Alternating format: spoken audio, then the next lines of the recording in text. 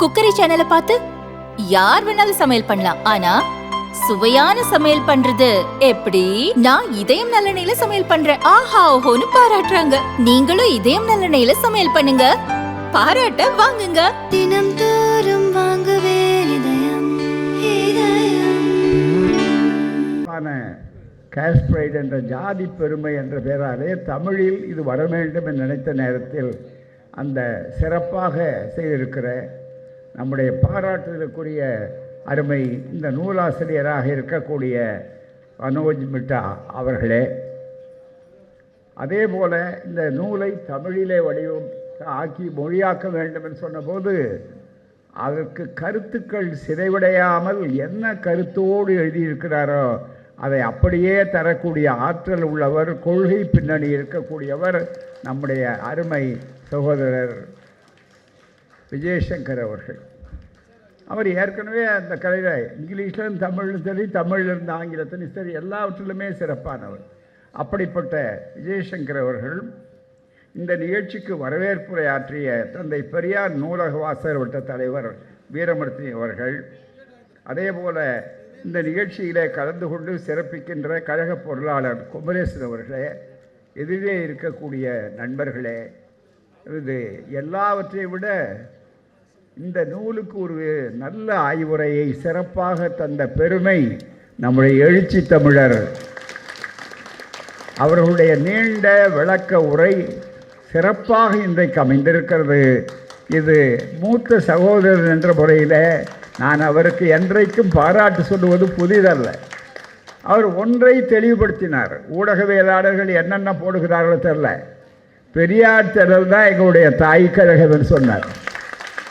பெரியார் திடல் தான் அனுப்பியிருக்கு. அதனால தான் இந்த செய்திகள் அவர்கள் ஏன் பார்ப்பனியம் ஆரியம் நெடுகிறது வளைகிறது, முதல்ல அவரை குறி வைக்கணும்னு நினைக்கிறார். எங்கேயாவது இடுக்கு கிடைக்குதா எண்டு கிடைக்குதான்னு நினச்சி பார்த்து, ஓ திருமாவளவன் இப்படி என்று அவரை கேள்வி கேட்கிற மாதிரி, ஒரு சந்தேகப்படுற மாதிரி தூவலான்னு நினைச்சார். நீங்கள் என்ன செய்தாலும் அசைக்க முடியாத ஒருவராக எங்கள் மூன்றாவது குழல் ஒலிக்கும். இந்த மூன்றாவது குழல் எப்போ ஒலிக்கும்? இந்த கூட்டணியை நீங்கள் யாரும் அசைச்சிட முடியாது. இது வெறும் அரசியல் கூட்டணி அல்ல. இந்த கூட்டணி இதை பார்த்து சொல்லக்கூடியவர்கள், கேள்வி கேட்கக்கூடியவர்களாக ஓடிக்கொண்டிருக்கிறார்கள், பலரை நாடிக்கொண்டிருக்கிறார்கள். கட்சிகளே பெயர் மாற்றம் அடைகிறது. இப்போது நல்ல வாய்ப்பு. அது அண்ணாவுக்கு இருந்த ஒரு அவப்பெயர் இப்போது மாறி இருக்கிறது. அண்ணா திராவிட முன்னேற்ற கழகம் என்பதற்கு பதிலாக அமித்ஷா திமுக என்று சொல்லக்கூடிய அளவிற்கெல்லாம் வருகிற போது கூட எத்தனையோ மாற்றங்கள் வரலாம். ஆனால் இந்த மாற்றத்தை இவரிடமிருந்து எதிர்பார்த்து நீங்கள் நினைக்கலாம் நினைக்காது என்பதற்கு அடையாளம்தான் அவருடைய உரை என்றே உரை. என்ன இது திடல் உருவானது. இந்த திடல் தான் எல்லாருக்கும் மூலிகை. மிக முக்கியமாக கலைஞர் சொன்னார், கீரியும் பாம்பு சண்டை போட்டால் உடலில் பூராமே ரத்தம் வரும். ஒரு மூலிகை இருக்கிறதா சொல்கிறாங்க.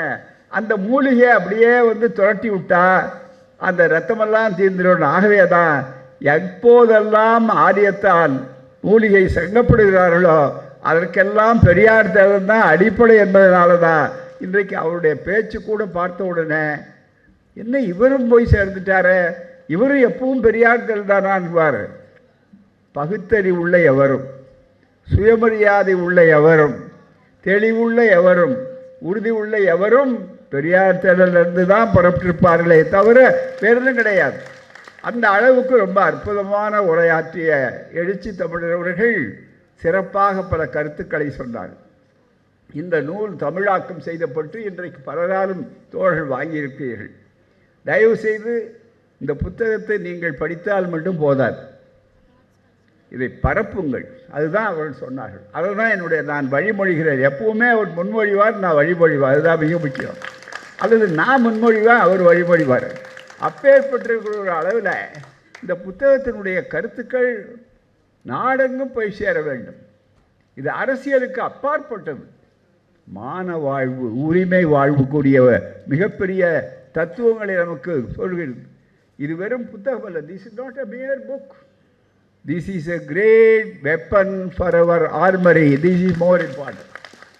how to eradicate the caste, how to eradicate the untouchability. So we will have to go deep into the roots. We are not bothered about it. Somebody, இப்போ கூட ரொம்ப பேர் பார்த்தீங்கன்னா வேரோடு ஆராய்ச்சி பண்ணுறாங்க. தமிழ்நாட்டில் வந்து வேரில் தேடி நாங்கள் பிடுங்கி எரிக்க போகிறோம் என்று சொல்லக்கூடிய அளவிற்கு ஒரு வடக்கேந்து வந்தார். ஆனால் வேர்களையே எங்கே இருக்குன்னு தெரியாதவர்கள் தான் பலருக்கு வேர்களுக்கு மூலம் எங்கே இருக்கிறது இந்த புத்தகத்தில் இருக்கிறது. இந்த மாதிரி புத்தக கருத்தில் இருக்கிறது. உதாரணத்துக்கு உங்களுக்கு சொல்கிறேன், பல பேருக்கு தெரியாது, படிக்க வேண்டும், நீங்கள் அருள் கூர்ந்து பரப்ப வேண்டும். 2-3 செய்திகள் நெருக்கடி அதிக நேரம் நான் எடுத்துக்கொள்ளக்கூடாது. மருத்துவர்களுடைய கட்டளையை மீறித்தான் நான் இங்கே வந்திருக்கிறேன் மிக முக்கியமான அளவுக்கு. அப்படிப்பட்ட ஒன்றே ஒன்று என்னென்னா, ரொம்ப பேர் தீண்டாமை என்பதை பற்றியும் அந்த சட்டம் வந்தது கொஞ்சம் அல்ல. எப்படி பாபா சாஹேப் அண்ணல் அம்பேத்கர், புரட்சியாளர் அம்பேத்கர் அவர்களே கூட நொந்து போகக்கூடிய அளவிற்கு அவரை பயன்படுத்தி இருக்கிறார்கள். அவர் ஒரு குழுவில் அவரை தந்திரங்கள், ஏன்னா எப்பவுமே அவர்கள் நேரடியாக வந்ததில்லை. ஆரிய மாயை என்றாலே தந்திரமூர்த்தி போட்டு தாசரதம் தலைவா போற்றி என்று சொன்னார்கள். அப்படிப்பட்ட ஒரு சிறந்த ஒரு வாய்ப்பை பயன்படுத்தக்கூடிய அளவிற்கின்ற மிகப்பெரிய ஒரு வாய்ப்பாக பல விஷயங்கள் வெளியே கொண்டு வந்திருக்கிறார் மனோஜ் மிட்டா அவர்கள். அவருக்கு தமிழ் கூறும் நல்லுலகம் மட்டுமல்ல, ஒடுக்கப்பட்ட சமுதாயம், தன்மானத்தை சொல்லக்கூடியவர்கள், சுயமரியாதை இயக்கம் தலைவணங்கி வாழ்த்துகிறது. அதுதான் மிக முக்கியம். இந்த புத்தகம் உருவாவதற்கு அவர் 7 ஆண்டு காலம் உழைத்திருக்கிறார். 7 ஆண்டு காலம். திடீரென்று ஏதோ புத்தகம் எழுதுகிறேன், இதில் கொஞ்சம் அதில் கொஞ்சம் இதில் கொஞ்சம் எடுத்து எல்லாத்தையும் புத்தகம் என்று சொல்லலை. அவர் ஆய்வுகள் பல விஷயங்கள் உங்களுக்கு சொல்கிறார் பூராமே. இதில் ரொம்ப பேருக்கு தெரிய வேண்டிய வரலாறு. நாம் பெரிய நூலகத்துக்கு போய் கூட இதை கண்டுபிடிச்சா நமக்கு எல்லாம் வர முடியாது. எப்படி ஒரு தேனி பல இடங்களில் சேர்ந்து தேனியை கொண்டு வந்த உடனே அந்த தேன் கூட்டில் அது குழவி கட்டுமா என்னங்கிறத பற்றியெல்லாம் கவலைப்படாமல் தேனை எடுத்து அடை வந்து வரும்போது இந்த மருந்தில் குழைச்சி சாப்பிட்லான்னு சொல்லும்போது நம்ம தேனை மட்டும்தான் வாங்குகிறோம்.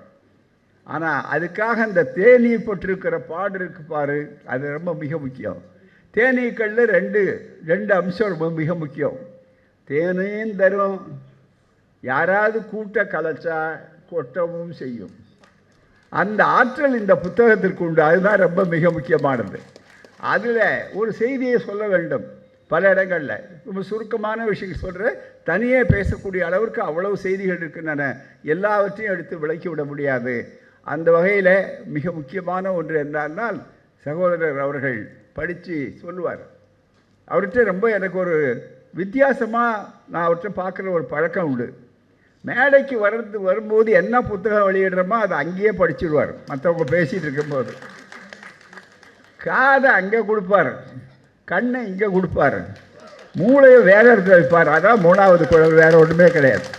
மிகப்பெரிய அளவில் அவர் செய்து கோடு போடுவார். கோடு போட்டு வச்சுருக்கார். ரொம்ப பேருக்கு கோடு போட்டு வேண்டிய நேரம் அதுதான் மிக முக்கியம், கவர்னர் சொல்லக்கூடிய அளவிற்கு. அப்படிப்பட்ட ஏன்னா கோடுகளால் தானே மிக முக்கிய ஆபத்து. அந்த சூழ்நிலையினால் கோடு போட்டு நாங்கள் புத்தகத்தை படிக்கிறோம். மிக முக்கியமாக அதில் ரொம்ப மிக முக்கியமான ஒரு செய்தி, இந்தியாவில் மகாராஷ்டிரம் பாபா சாஹேப் அம்பேத்கர் மண், அதே போல் தமிழ்நாடு தந்தை பெரியாருடைய மண். பெரியாரும் அம்பேத்கரும் ஒரு நாணயத்தினுடைய 2 பக்கங்கள் என்பதை யாரும் மறுக்க முடியாது. அங்கே மாநிலத்திலிருந்து ஒரு மனித நேயர், அவ்வளோதான். இன்னும் கேட்டால் அவர் தலித் என்று அழைக்கப்படக்கூடிய ஒடுக்கப்பட்ட சமுதாயத்தை சார்ந்தவர் அல்ல. மிக முக்கியம், மிக தெளிவாக அவர் வந்திருக்கக்கூடிய பெருமை என்னன்னா, அதோ மிகப்பெரிய அளவிற்கு மானக்ஜி என்று சொல்லக்கூடிய அந்த மானக்ஜி அவர்கள் தாதாபாய், அவர் முழுக்க பாராளுமன்ற சென்ட்ரல் அசம்பிளி மத்திய சட்டசபைக்கு போகிறார். வேறு யாரும் கவலைப்படாமல் இந்த மக்களை பிரித்து தீண்டாதவர்கள் 8 நெல் என்றெல்லாம் சொல்லி அவமானப்படுத்தி கொண்டிருக்கிறார்களே, இதுதான் உன்னுடைய இந்து மதம் என்று சொல்லுகிறாயே, இந்த மதத்தை கொஞ்சம் சீர்திருத்த வேண்டாமா, இந்த சமுதாயத்தை இதை என்று சொல்லி வெள்ளைக்காரர் ஆண்ட அந்த காலத்திலேயே ஒரு தனிநபர் தீர்மானத்தை கொண்டு போகிறார். இது ரொம்ப மிக முக்கியமான மசோதா கொண்டு போகிறார். தனிநபர் இதுக்கு ஆதரவு, இந்த தகவல்லாம் இவர் தான் கொடுத்துருக்கிறார். வேறு யாரும் இந்த புத்தகத்தில் யாரும் கொடுக்காத ஒரு வேறு சுலபமாக நமக்கே பல தகவல்கள், அரிய தகவல்கள் நான் படித்த உடனே எனக்கு ரொம்ப வியப்பான ஒரு செய்தி கிடைத்தது. என்னென்னா, இதுக்கு ஆதரவு கொடுங்க அப்படின்னு கேட்டப்போ யாரும் முன் வரலை. மற்றவங்க யாரும் மனித நேயத்தை பற்றி பேசுகிறார்கள். ஒடுக்கப்பட்ட சமுதாயம், நாயை கொஞ்சுகிறான், பூனையை எடுத்து முத்தம் கொடுக்குறான்.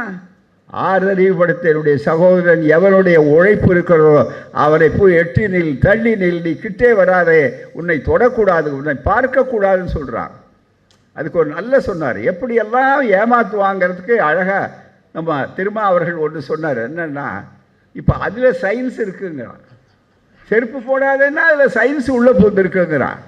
அது மட்டும் இல்லை, ரொம்ப நாளைக்கு முன்னாலே அதை கற்றுக் கொடுத்துருக்காங்க. அதுதான் இந்த மிக முக்கியமான ஆரியத்தினுடைய, அது ஆரியத்தினுடைய விரிவாக்கம் தான் ஆர்எஸ்எஸ்.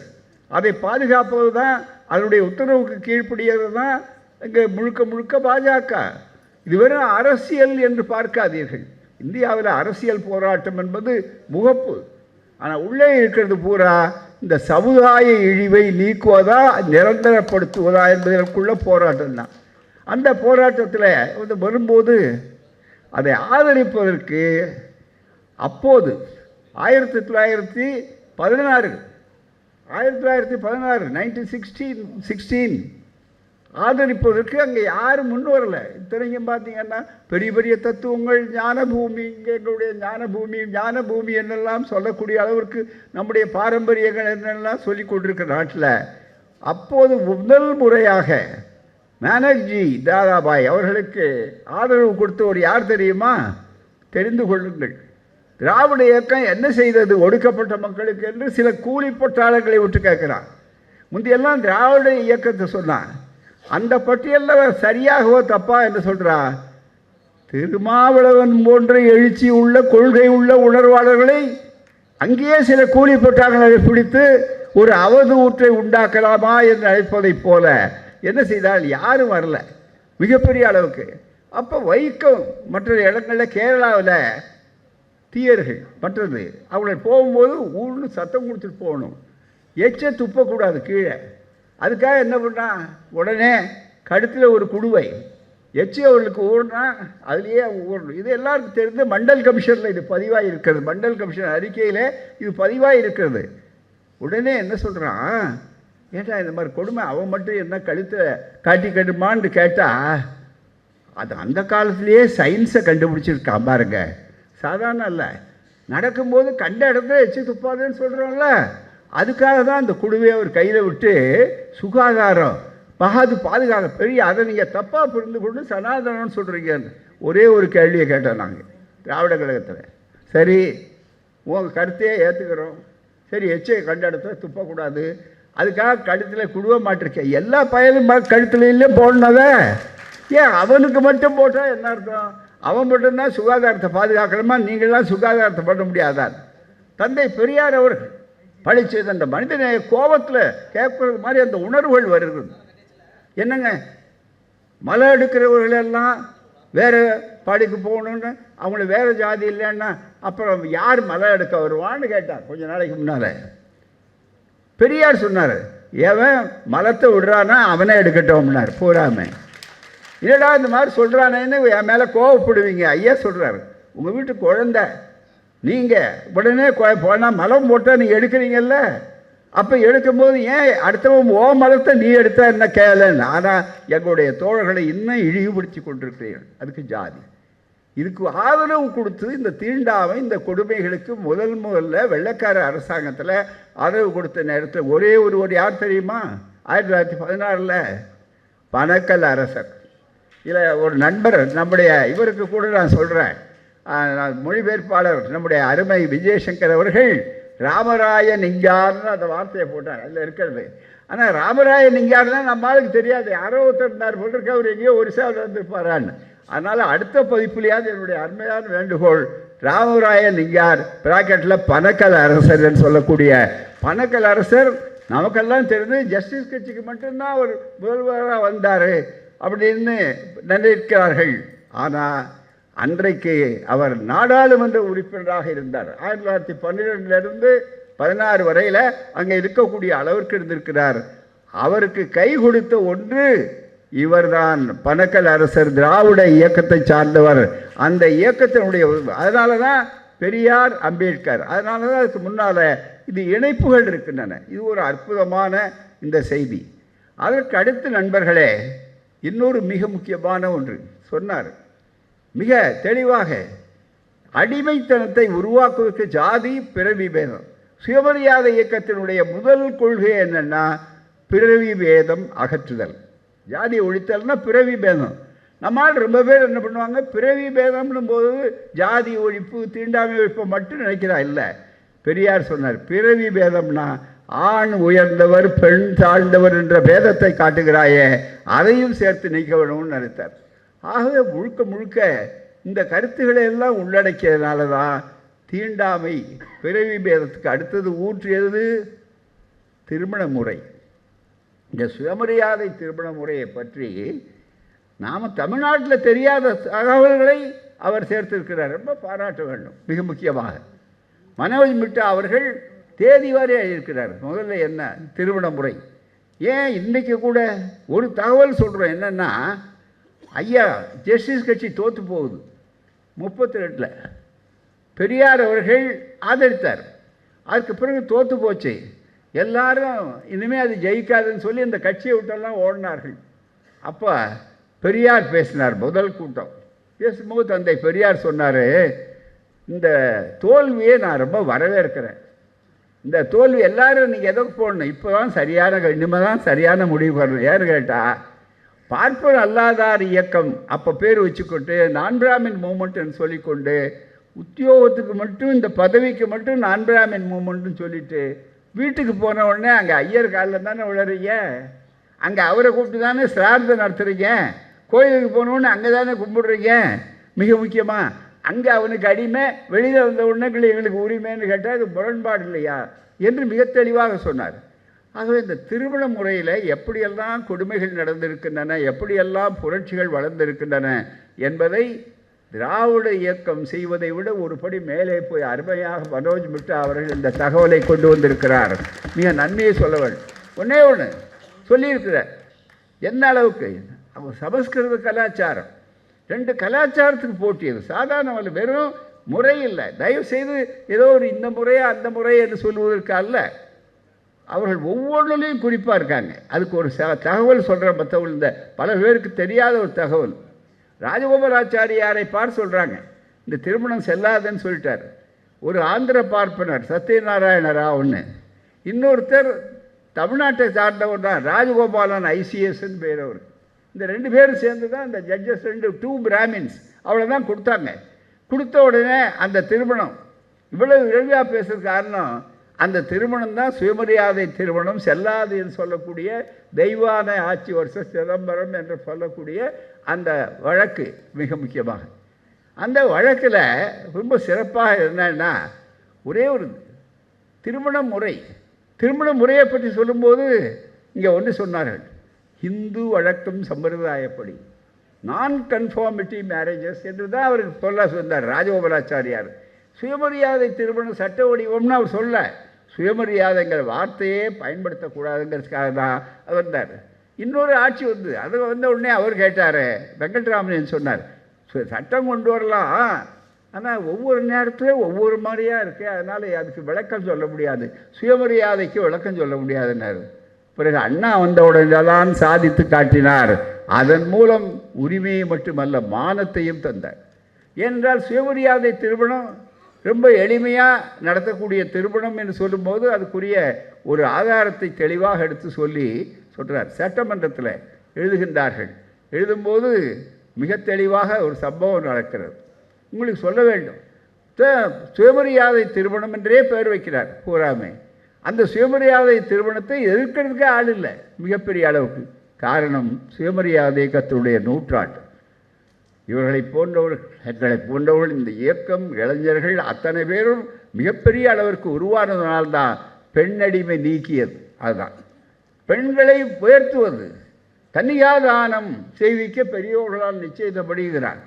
என்ன அர்த்தமே புரியாமல் அச்சாபிஸ்டியே அடித்து விட்டான். கன்னிகாதானம் செய்விக்க பெரியவர்களால் நிச்சயித்தபடின்னு. வாட் இஸ் கன்னிகாதானம்? கன்னி என்றால் பெண், தானம் என்றால் தர்மம்.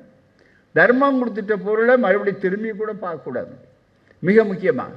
எனவே ஒரு பெண்ணை chattel, she is not a person, human being அல்ல, மனிதர்கள் அல்ல. ஒரு பண்டம் மாதிரி சந்தையில் கொண்டு போய் மாட வைக்கிற மாதிரி, ஆட வைக்கிற மாதிரி. அதனால தான் இப்போ வரன் தட்சணைன்னு சொல்லி இன்றைக்கு அந்த நோய் பெருகி கொண்டிருக்கிறது. மிக முக்கியமாக பண்பாட்டு படையெடுப்பு. அந்த பண்பாட்டு படையெடுப்பை ஒழிப்பதற்கு தந்தை பெரியார் அவர்கள் ஒரு முறையை உருவாக்கினார்கள். அந்த முறைக்கு சுயமரியாதை திருமணம் என்று சொல்லும்போது ஒன்றை நாட்டவர்கள் கேட்டார்கள். மலேசியாவிலிருந்து கூட இங்கே வந்தார், புத்தகம் வாங்கினார்.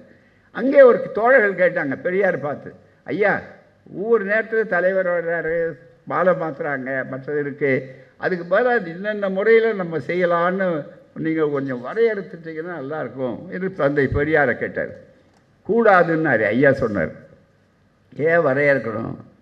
என்னை பொறுத்தவரை எனக்கு என்ன பேர் வச்சுருக்கேன்னு தெரியுமா? நீங்கள் சுயமரியாதை திருமணம் தான், ஆனால் அது இத்தனை வருஷத்துக்கு கார் மாடல்னு சொல்கிற மாதிரி அந்த மாடல் மாற்றிக்கிட்டே போகிறது தான் அறிவு. ஒரு கட்டத்துக்கு வந்தவுடனே தேவையா இந்த திருமணம்னு நினைக்கக்கூடிய அளவிற்கு கூட அறிவு போகும். எனவே அறிவுக்கு விடுதலை கொடுப்பதும் சமத்துவம் கொடுப்பது தான் மிக முக்கியமானது என்று சொல்லி ஒரு தெளிவான ஒரு விளக்கத்தை அவர்கள் கொடுத்தார். அதனுடைய அடிப்படையெல்லாம் இதில் ரொம்ப அழகாக எடுத்து காட்டியிருக்கிறார்கள்.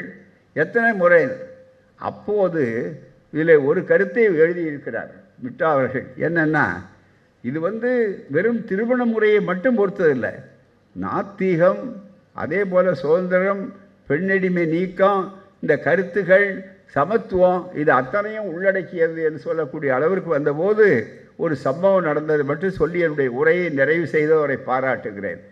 என்னென்னா, அண்ணா அவர்கள் மறைந்த நிலையில் இந்திரா காந்தி அம்மையார் பிரதமராக இருந்த காலகட்டம். அண்ணாவுக்கு படத்திறப்பு இரங்கல் நடத்துகிறார்கள். நாவலர் நெடுஞ்செழியன் அவர்கள் தற்காலிகமாக அப்போது பொறுப்பேற்றிருக்கிற முதலமைச்சர். கலைஞர் அவர்கள் அமர்ந்திருக்கிறார்கள் சென்னை கடற்கரையில். ஒரு வேளை வந்த தோழர்கள் இன்னும் இருக்கிறார்கள் இங்கே. அந்த பெரிய மணலில் சென்னை கடற்கரையில் அண்ணாவுக்காக இரங்கல் கூட்டம் நடத்துகிறார்கள். தந்தை பெரியார், ராஜாஜி, ஆச்சாரியார், அதே மாதிரி லட்சுமணசாமி முதலியார் பல்கலைக்கழகத்தை எதிர்கட்சி தலைவர் அவர். ஆகவே இப்படி எல்லாரையுமே மேடையில் கூப்பிட்டு, குறிப்பிட்டிங்கன்னா பிரதமருடைய மேடையில் நிறைய பேரை ஏற்ற மாட்டாங்க. அந்த முறைப்படி மேடையில் நடந்து கொண்டிருக்கிறது. பழைய காந்தி சிலைக்கு பக்கத்தில் தான் அந்த மேடை போட்டாங்க. பூரா மிக முக்கியமாக அந்த 68 அது போட்ட உடனே அவர் ராஜாஜி கொஞ்சம் எல்லோரும் முன்னாடி உட்காந்துட்டாங்க. பிரதமர் வர்றாரு. ராஜாஜி கொஞ்சம் தாமதமாக வந்தார், உட்கார்ந்தாங்க. அதுக்கப்புறம் பிரதமர் இந்திரா காந்தி அவர்கள் வந்தாங்க. மொழிபெயர்ப்பு சிதம்பரம் அவர்கள் நம்முடைய மிகப்பெரிய அளவிற்கு அங்கே மொழிபெயர்ப்பு எல்லாம் ஏற்பாடெல்லாம் பண்ணியிருந்தாங்க. மிக முக்கியமாக வந்த உடனே திரவியம் தான் மொழிபெயர்த்தார். இப்போ செயலாளர் அவர் பூராவே. வந்த உடனே ராஜாஜி சொன்னார், I want to go earlier so that let me speak first அப்படின்னு அந்த அம்மாட்ட சொல்லிவிட்டு அது இருக்க விருப்பம் அவர். அதுக்காக நினச்சாரோ அல்லது என்ன காரணமோ அது அவருடைய உரிமை. உடனே பேசலாம், இப்போ ராஜாஜி பேசுவார்னு சொன்ன உடனே ஐயா அப்படி உட்காந்துருக்காரு. பொதுவாக தந்தை பெரியார் அவர்களுக்கு காதில் மற்ற சில நேரங்களில் கருத்துக்கள் போய் சேராது. காது கேட்குறதுலையே செவித்திறன் குறைவான இடத்துல சில இடங்களில் சொல்லுவோம். மிக முக்கியமாக வரும்போது பையிலிருந்து ஒரு சின்ன தாள் எடுத்தார். யார்? ராஜாஜி. சின்ன தாள் எடுத்தார். ஐயாவுக்கு யாராவது உதவியாக வேணுங்கிறதுனால எனக்கு பின்னால் ஒரு வாய்ப்பு கொடுத்து நாற்காலியில் பின்னால் உட்காந்துருக்கிறாங்க. யார் யார் என்ன பேசுகிறாங்கன்னு எழுதுறதுக்காக குறிப்புகளை எடுத்து வைத்து கொண்டு வைத்திருக்கிறோம். ராஜாஜி வந்த உடனே பேசினார். அண்ணா மறைந்தது பெரிய சோகத்துக்குரியது தான்.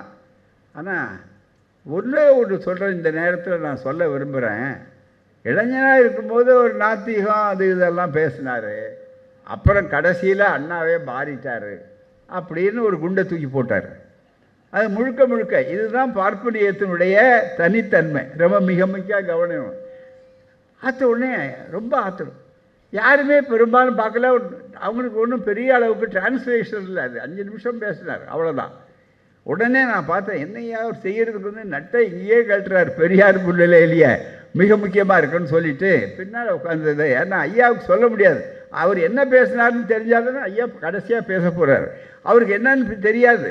ஆக என்ன பண்ண தாழ இருந்து அவசரமாக பெரிய அண்ணா வந்து முன்னால் இளைஞராக இருக்கும்போது உங்களுடைய சுயமரியாதை கொள்கையெல்லாம் ஏற்றாரு, ஆனால் பிறகு அவர் மாறி விட்டார்னு சொல்கிறாரு, பேசுகிறாரு ஆங்கிலத்தில் அப்படின்னு இந்த தாள் இந்த மாதிரி பெரிய தாளில் வேகமாக எழுதி உடனே ஐயாட்ட அப்படி நீட்டார்.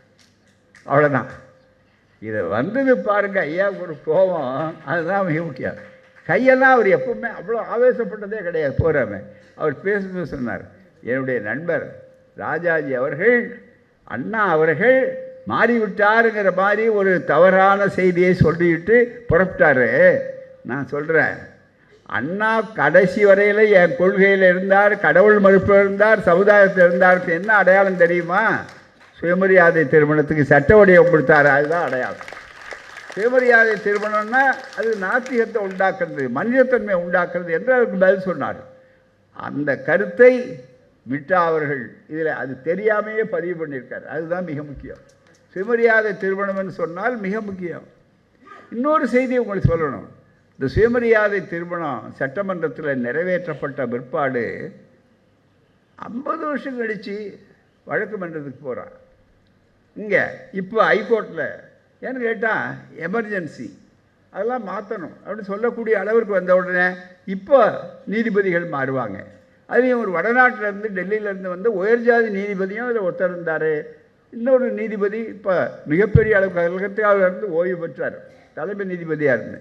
இவர் 2 பேரும் கொடுத்ததையும் பதிவு செஞ்சிருக்கிறார். மிக முக்கியமாக எந்த திருமணம் செல்லாது என்று சென்னை உயர்நீதிமன்றம் சொன்னதோ அதே இடத்துல அந்த திருமணம் அண்ணா நிறைவேற்றிய சட்டப்படி அது செல்லும் என்று ஆக்கியிருக்கிறார்.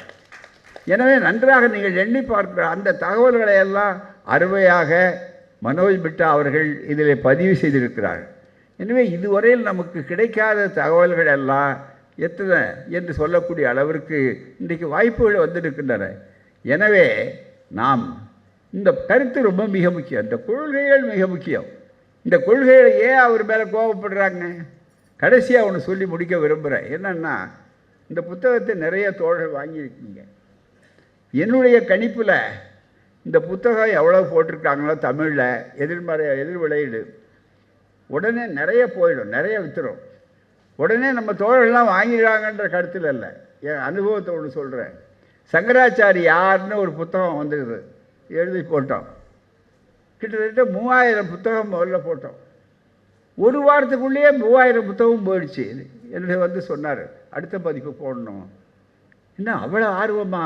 அவ்வளோ நம்ம புத்தகத்தை போடணும். அது இல்லை, சங்கரமடமே வாங்கிடுச்சு. அதுதான் படிக்க சங்கரமடமே வாங்கிடுச்சு. என்ன புத்தகத்தை வேறு யாரும் படிக்கக்கூடாதுங்கிறது ரொம்ப மிக முக்கியமாக. அதனால் இந்த புத்தகத்துக்கு நிறைய கிராக்கி இருக்கு, அதோட சந்தேகமே இல்லை. மிக முக்கியமாக நிறைய வாங்கினா அதிசயம் இல்லை. அதனால் நானும் சகோதரர்கள் விட்டோம்னா பல பதிப்புகளை போடணும் திருப்பக்கூடிய அளவிற்கு வாய்ப்புகள் வந்தது. அந்த மாதிரி அவர்கள் எதிரிகளை இருட்டடிக்கிறது, மற்றவர்களை செய்கிறது என்பதற்கு ஆதாரங்கள் உண்டு மிகப்பெரிய அளவுக்கு. ஆகவே தான் இந்த அற்புதமான ஒரு நிகழ்ச்சி, சிறப்பான நிகழ்ச்சி. இன்னொன்று சொன்னார், இந்த இந்து மதத்தில் ஜாதியை எப்படி வந்து நீ மதம்னு சொல்லிக்கொண்டு நீ ஜாதியை அப்படியே வைக்கலாம். நல்ல ஒரே ஒரு கேள்வி நினைத்து பாருங்கள், இந்து மதம் மைனஸ் ஜாதி இஸ் ஈக்குவல் டு 0, இவ்வளோதானே தவிர ஈக்குவேஷன் வேற ஒன்றும் இல்லையே. இந்துங்கிறதுக்கு டெஃபினிஷன் உண்டா? இந்து திருமண முறை அப்படின்னு சொல்லக்கூடிய அளவிற்குங்க. What is the definition for Hindu? நாங்கள் வழக்கறிஞர்கள் தான், அவர் வழக்கறிஞர், நான் வழக்கறிஞர், எல்லாரும் தான். ஹிந்து எல்லாவில் ஹிந்துவுக்கு என்ன டெஃபினிஷன் போட்டிருக்கா? முதல்ல, one who is not a Muslim, one who is not a Christian. This is what he has done. இந்த விளக்கம் நல்லா சொல்லியிருக்காரு. ஏய்யா ஒலிபெருக்கின்னா என்ன அப்படின்னு கேட்குறீங்க நீங்கள். நான் என்ன சொல்லணும், விளக்கம் சொல்லணும்? ஒலியை மெதுவாக பேசினாலும் கடைசியில் இருக்கிறவருக்கு கேட்கும். அதுதான் ஒலிபெருக்கி. குறைச்ச குரலில் பேசலாம், பெருத்த அளவில் இருக்குன்னு சொன்னால் உங்களுக்கு வழங்கும். அதை விட்டு ஒலிபெருக்கின்னா என்ன தெரியுமா? எது மேஜை அல்லவோ, எது புத்தகம் அல்லவோ, எதில் இருக்கிற நாற்காலி இல்லையோ அதுதான் ஒலிபெருக்கி. இதுதான் விளக்கமா? இதுதான் அவருடைய அறிவு எவ்வளோ இருக்குது. ஆகவே தான் இந்து மத முறைன்னு சொல்லக்கூடிய அளவில் இல்லை, ஆனால் அவருடைய ஜாதி தான் மிக முக்கியம். அதுக்கு உதாரணம் உங்களுக்கு படிச்சிருப்பீங்க.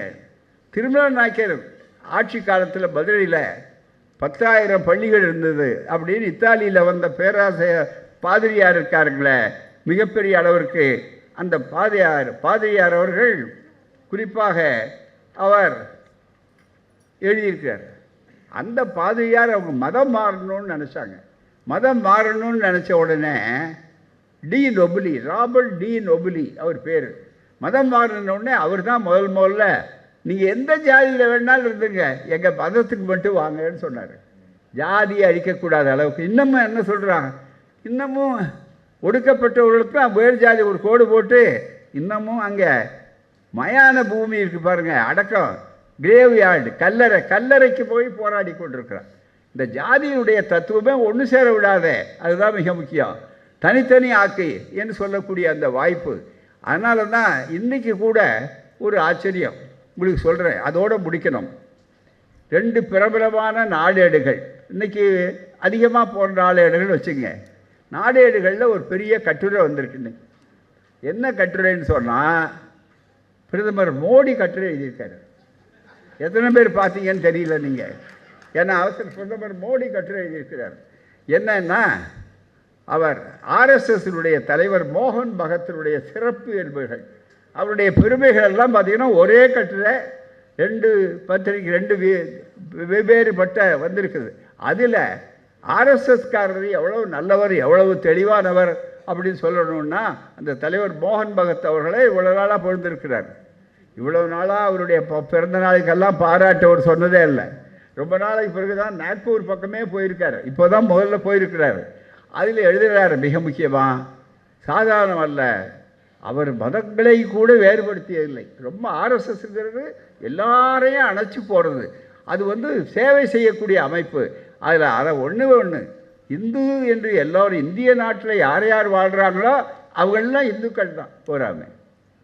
கோல்வால்கர் என்ன எழுதியிருக்கிறார், யார் எதிரிகள் என்று சொன்னால் நம்பர் 1 எதிரி முஸ்லீம்கள், கிறிஸ்தவர்கள், கம்யூனிஸ்டுகள். இப்படிதான் கோல்வால்கருடைய பஞ்ச் ஆஃப் தாட்ஸ் என்று சொல்லக்கூடிய நூல் மிக முக்கியமாக. ஆகவே இதை நீங்கள் புரிந்து கொள்ளும்போது, இந்த மாதிரி புத்தகங்கள் பரப்பப்பட வேண்டும் என்று சொல்லும்போது நம்முடைய வாதங்கள் எவ்வளவு நியாயமானவை, எவ்வளவு வரலாற்று பூர்வமானவை என்பதை எடுத்து சொல்ல வேண்டும். வரலாறு நமக்கு தெரிய வேண்டும்.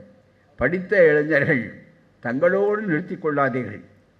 தயவு செய்து மற்ற இடங்களுக்கு சென்று இந்த கருத்துக்களை பரப்புங்கள். ஏற்பாடு செய்திருக்கிற தோழர்களுக்கு நன்றி, வாங்கியவர்களுக்கு நன்றி. நாம் பெரியாரையும் அம்பேத்கரையும் இந்த இயக்கங்களையும் பரப்புவதை விட மிக முக்கியம் பாதுகாப்பது மிக முக்கியம். பிரிவுவாதத்தில் இருந்து அதற்கும் இது உதவிகரமாக இருக்கும் என்று கூறி முடிக்கிறேன். வணக்கம், நன்றி. வாழ்க பெரியார், வளர்க சமூக நீதி.